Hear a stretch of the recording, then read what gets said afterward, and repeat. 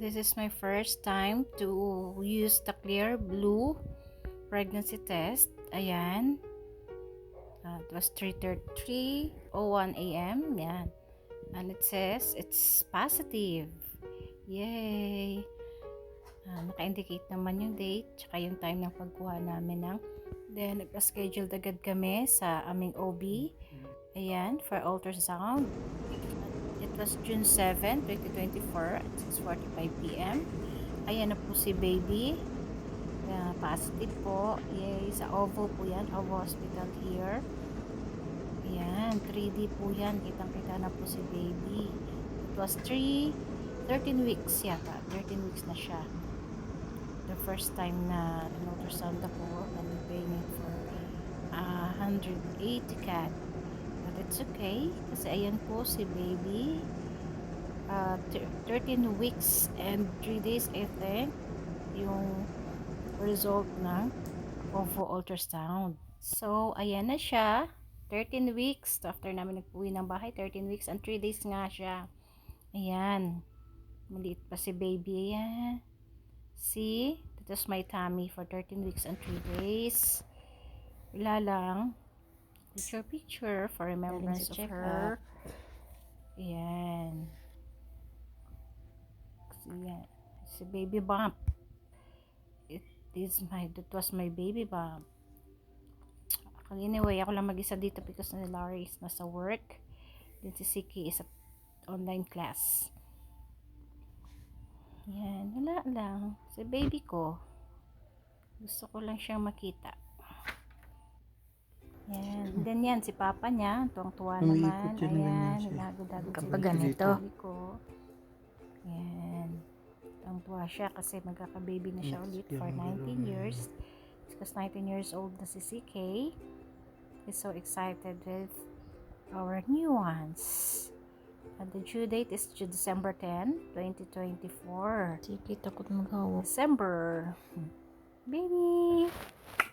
Yan, kiss pa ni Papa. Yan, maliit pa po yung tiyan ko. Yan. Agud-agud ni Papa. Love na love siya ng Papa niya. It was July 14, 2024 at 8:56 a.m. Tungkol ang Papa niya. This is the second ultrasound at Pierre Boucher Hospital. Ultrasound ulit kami para malaman ulit kung ano ang result kay baby. And this is 23 weeks na siya. 5 months away. Hindi ko naman siya talagang nakuhaan ng every month na remembrance sa tummy ko kasi kung kailan ko lang siya maisipan because I'm busy kasi ako sa mga ginagawa. So, ayan, 5 months na siya dyan ngayon. Malaki na po yung tiyan ko and I'm gaining weight from 48.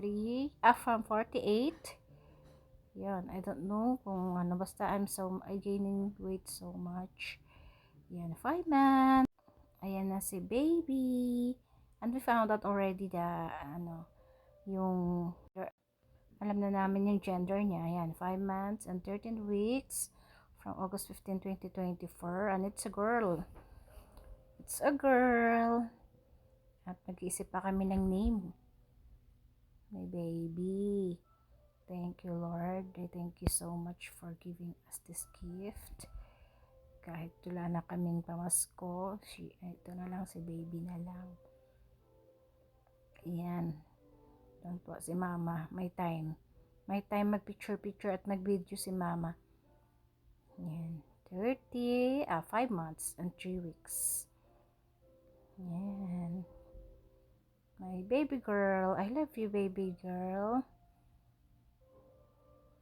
Laki na ng tiyan ko. Sometimes kinakabahan din ako for check-ups. Kada check-up kinakabahan ako. Kasi kinukuhaan siya. Tine-check yung heartbeat niya, yung laki niya. And so far, so good naman. And thank you for our OB na napakaganda.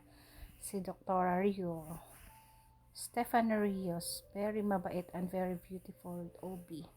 Here at Quebec sa Metro. Malapit lang. Mga 5 minutes o 6 minutes away. Andiyan na po yung clinic monthly check-up ko po with Dr. Rio. Ang ganda dito kasi talagang sila, hands-on sila sa check-ups.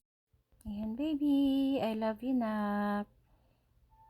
Excited na talaga kami na lumabas ka na December. Ayan, nagpicture-picture si mama.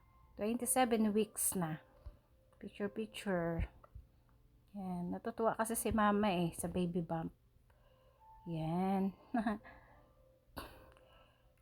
Yan, picture-picture, video-video. 27 weeks ka na.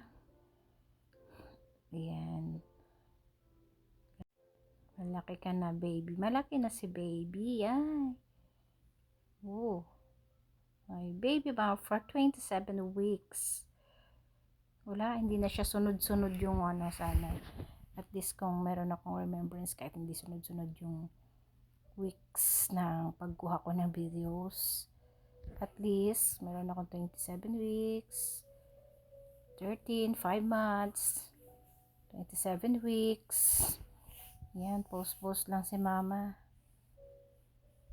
Kuha ko aura-aura lang kasi gusto ko lang siya for my compilation also sa pagbubuntis ko here at Quebec, Canada. Yan. Laki na ng tiyan and I'm gaining weight so much.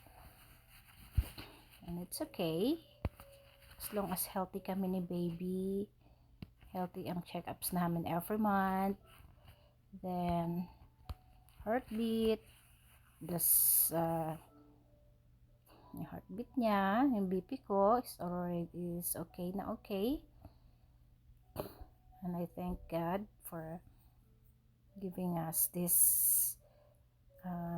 baby for long time. Tagal na rin namin inintay kasi 19 years old na si CK to have a baby, to have a little sister.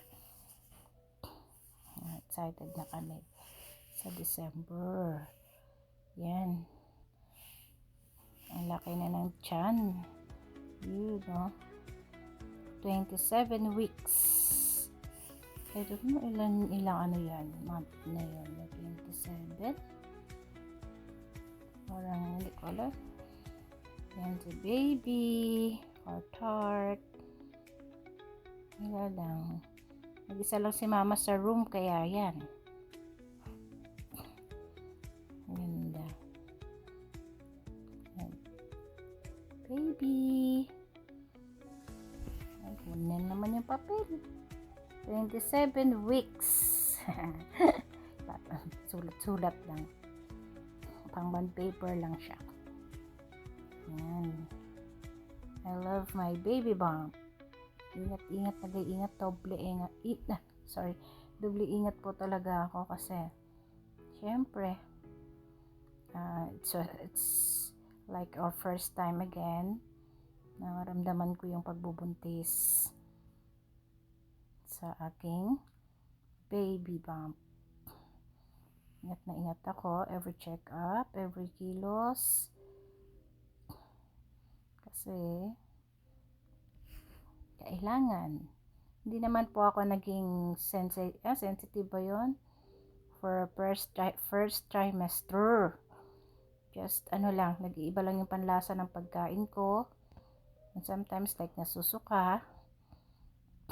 Yan, tapos yung constipation is very usual naman po sa isang buntis daw, sabi ng OB.